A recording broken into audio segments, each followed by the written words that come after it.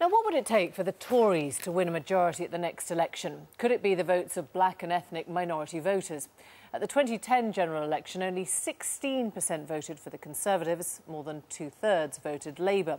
Conservative Party research has suggested these voters are well represented in many key target seats. But can they be won over? Our political editor, Allegra Stratton, has been trying to find out.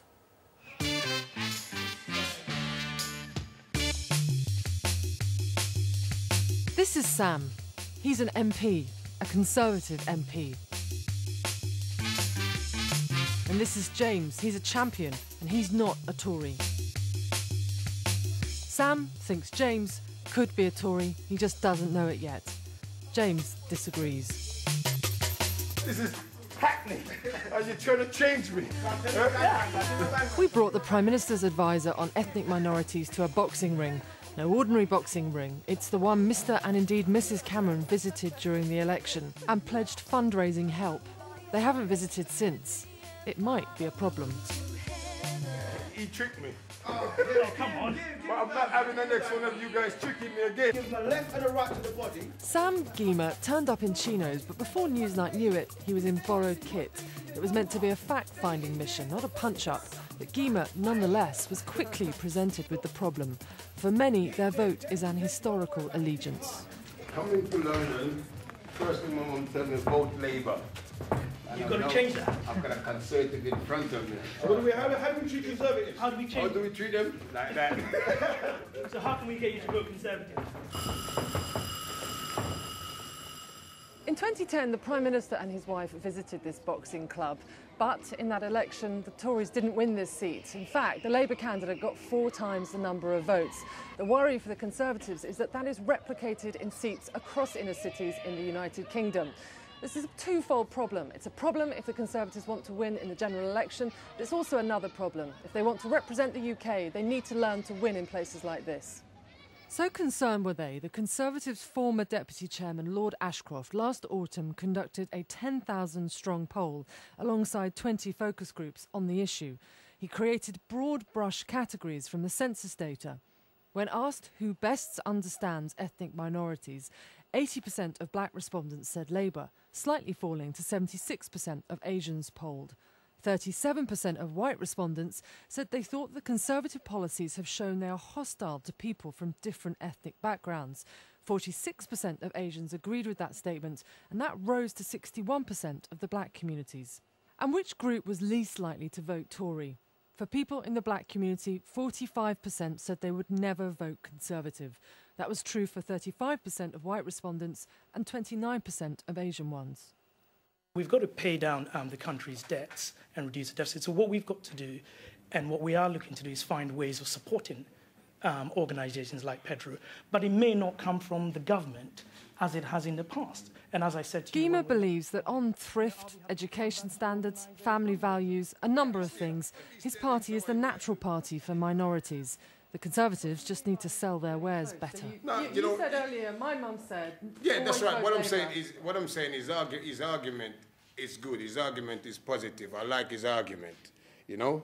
You're just saying that because he's here in front of you? No. You know, I like his argument. No, it's up to him. He's the one who brings the argument. One of the issues here is... Gyimah is swapping notes with Simon Nair, a British Indian who stood for the Conservatives in this seat at the last election. I used to call it my tale of two cities when I was here. The southern part of the seat is filled with wine bars because it's close to the city. The northern part of the seat is filled with a terrible degree of deprivation.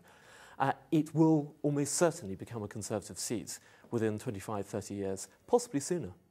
I think the real thing here is connecting with our values. And there are 2 aspects to that. I think Conservatives need to make it very clear to people in places like this what our values are. But we also need to get people to recognise that the Conservative Party is not the same old Conservative Party. In other words, modern Britain has got to identify what the Conservative Party is and that it's changed.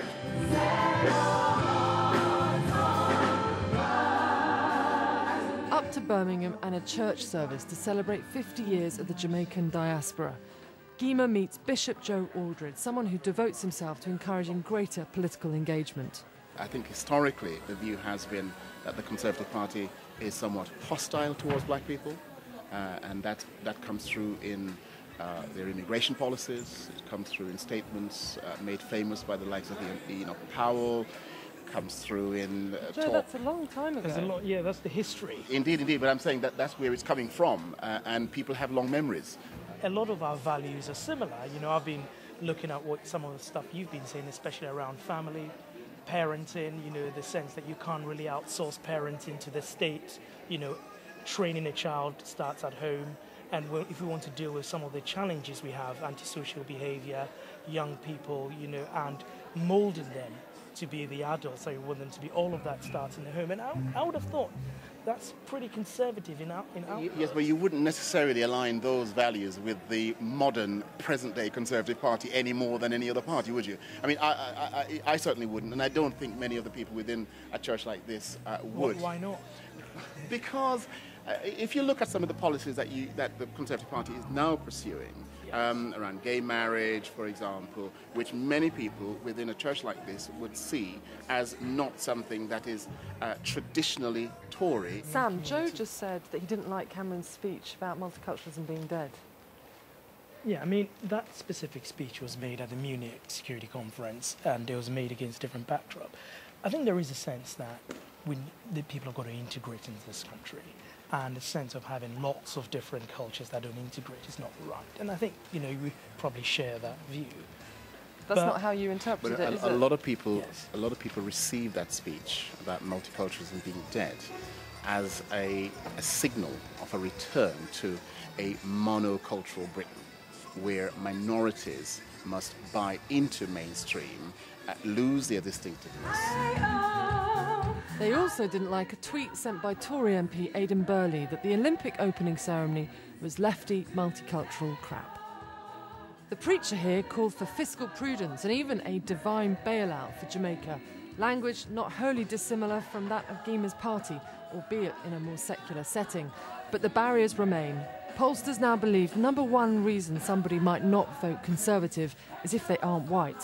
This is not far from being the number one reason the Tories can't form a government on their own.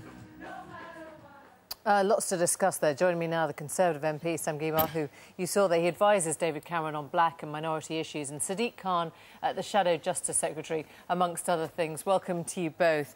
And Sam, let's take you back to the boxing ring for a moment. And you saw the action of James's glove. You know, I'd love to hit a Tory. I mean, that shows us, I think, the scale of the challenge that you face, doesn't it?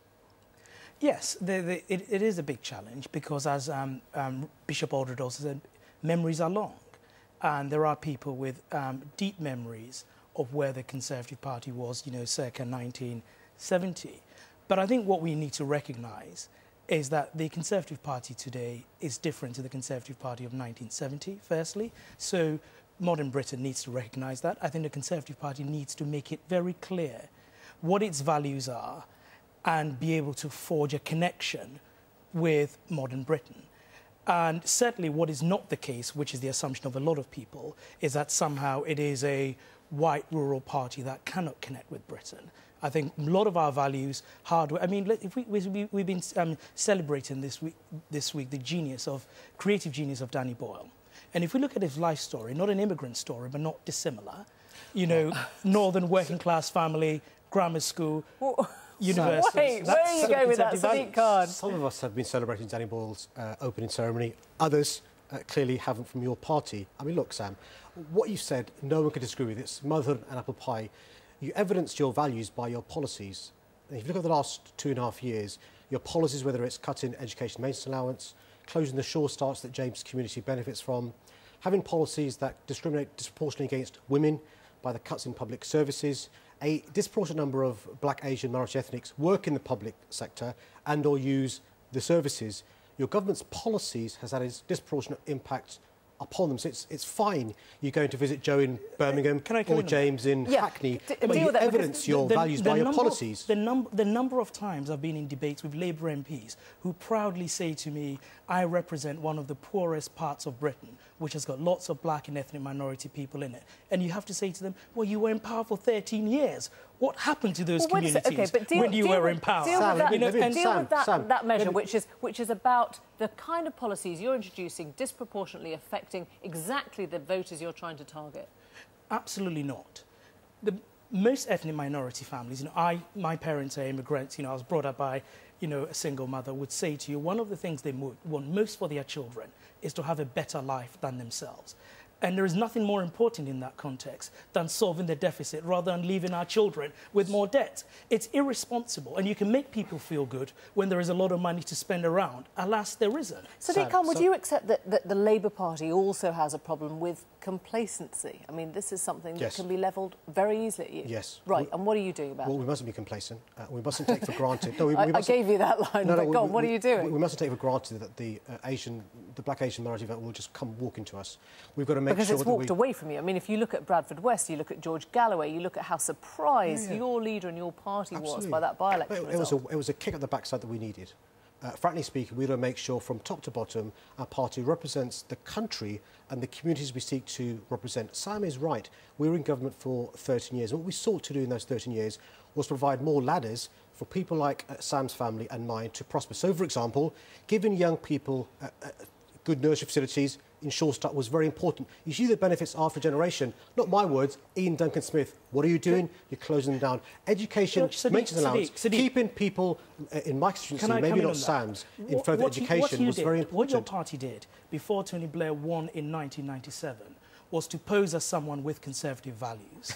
The moment they got into power, they decided to level down rather than level up. So we have grant-maintained schools. Well, let's look at some of these. Let's look at some of these values then, because if we're looking amongst the diverse communities at a tranche of religious people, particularly religious Africans, small business owners who might be Asian, this is very clearly an area where you ought to be appealing to people in your traditional conservative values, and yet your liberal values, things like gay marriage, is a real turn-off to a lot of these communities. I think it shouldn't be. And one of the things that, one of the clips that wasn't shown in the conversation with Bishop Aldred is that all ethnic minorities have got to understand, whatever their religious persuasion or whatever, is that if we want tolerance and inclusion, then you can't say that on the one hand, tolerate us, include us, but don't tolerate and include people who are not like us. It cuts both ways. So it's more important to stick to the policies, even if it means isolating the people that you want to get on board? I think it's about really communicating those policies very well. And what some of them, one of the policies that we don't really shout about, for example, are development work. When the Pakistani floods happened, it was British taxpayers and the Conservative Sam, don't patronise the voters. Look, it's not about aesthetics. No, this is not patronising. It really isn't about aesthetics. No, it's not patronising. You said our policies are alienating. And what I'm outlining there is a policy that we are pursuing against great criticism that actually is supportive of the values of those communities. Let me just...